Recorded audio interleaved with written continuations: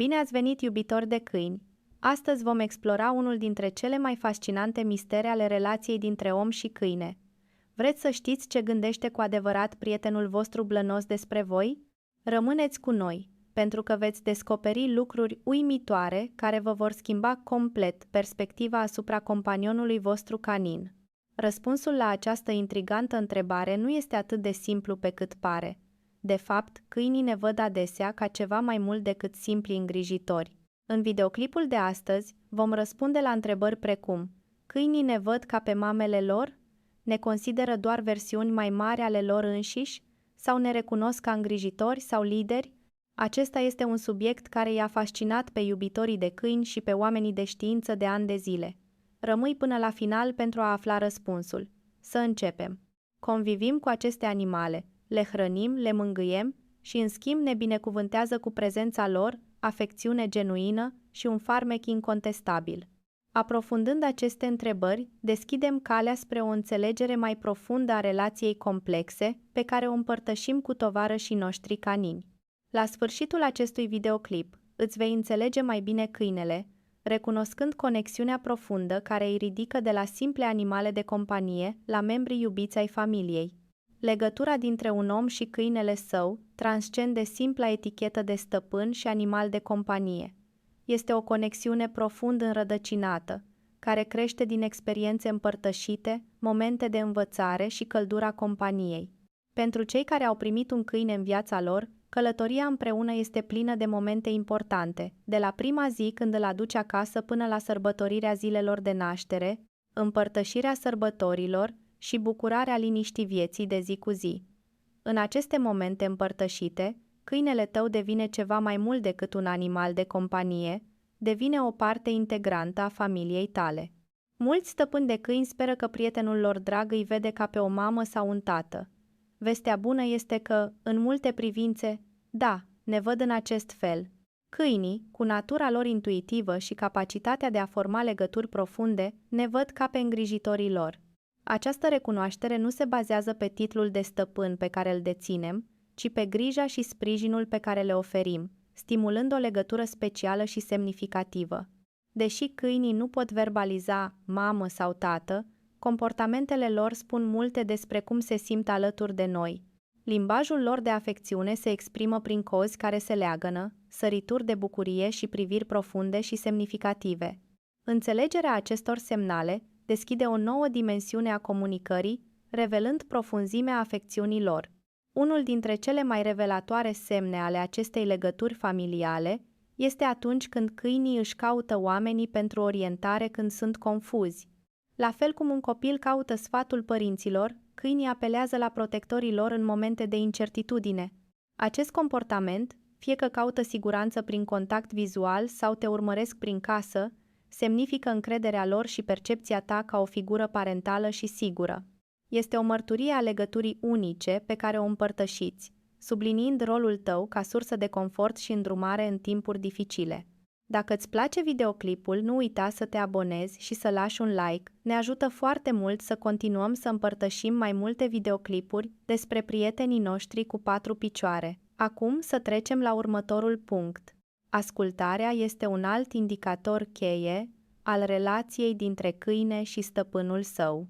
Când câinele tău ascultă de comenzile tale, nu este doar pentru recompensa care urmează, ci este o dovadă a dragostei și respectului său pentru tine.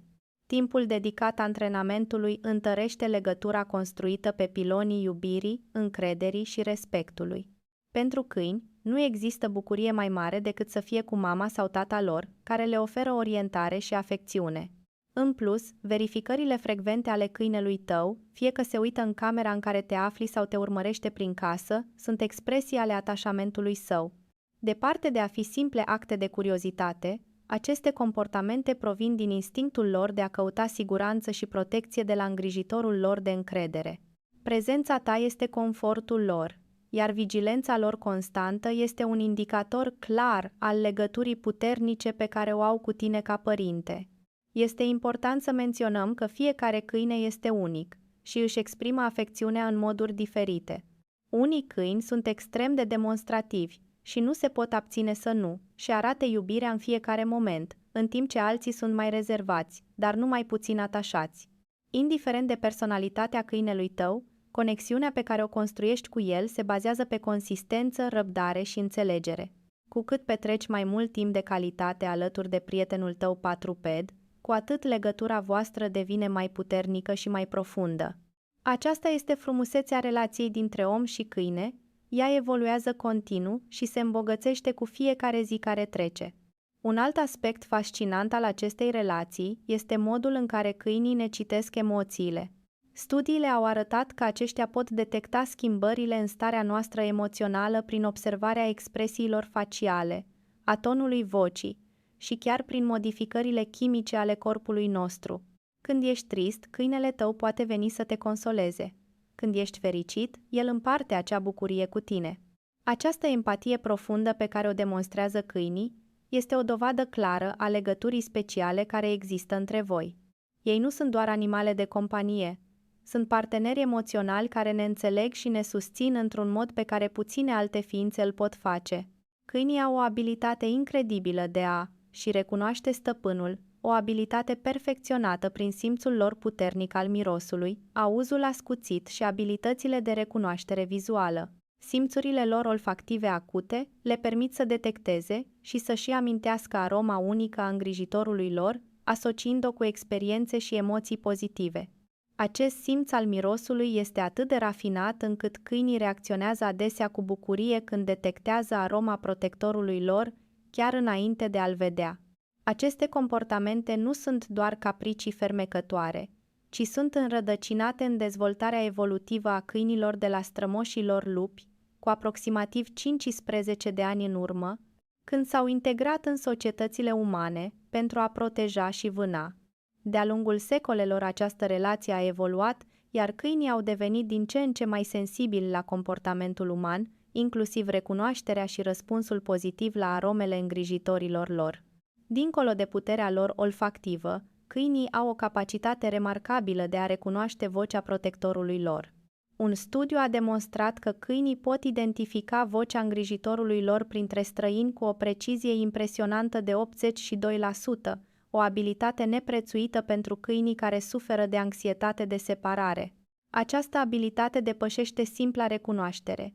Este o formă de comunicare și siguranță pentru ei în absența protectorului lor. Întrebarea cât timp pot câinii să-și amintească îngrijitorii îi intrigă pe cercetători și deși este dificil să se determine o perioadă exactă din cauza complexității studiilor pe termen lung, consensul indică ani, poate chiar o viață întreagă. Câinii își amintesc clar persoanele și evenimentele semnificative din viețile lor, menținând aceste amintiri prin aromele, imaginile și sunetele asociate cu ele. În esență, câinele tău te ține minte printr-o combinație de mirosul tău, aspectul tău, în special ochii tăi, și vocea ta, asociind aceste elemente cu dragoste, fericire și diversele experiențe pe care le-ați împărtășit. Acest lucru înseamnă că, chiar și după mult timp petrecut separat, revenirea ta nu este doar recunoscută, ci profund simțită, reaprințând acele asocieri de bucurie și tovărășie. Concluzii. În concluzie, rolul pe care îl jucăm în viața câinilor noștri este un privilegiu, o oportunitate de a le îmbogăți lumea la fel de mult pe cât ei ne îmbogățesc pe a noastră. Dacă câinele tău te vede doar ca pe un membru al familiei sale, fii mândru de asta. Înseamnă că te-ai integrat în viața lui, devenind o sursă indispensabilă de dragoste și siguranță. Așadar, data viitoare când câinele tău te privește cu acei ochi plini de devoțiune, sau când te urmărește din cameră în cameră, să știi că nu ești doar un stăpân pentru el, ești familia lui, ești siguranța lui, ești lumea lui întreagă. Această legătură specială pe care o aveți este un cadou prețios care merită prețuit și îngrijit în fiecare zi.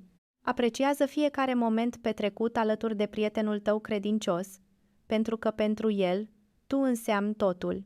Dacă ți-a plăcut videoclipul, lasă-ne un like și abonează-te la canalul nostru pentru mai mult conținut despre lumea incredibilă a câinilor. Ne vedem în următorul videoclip.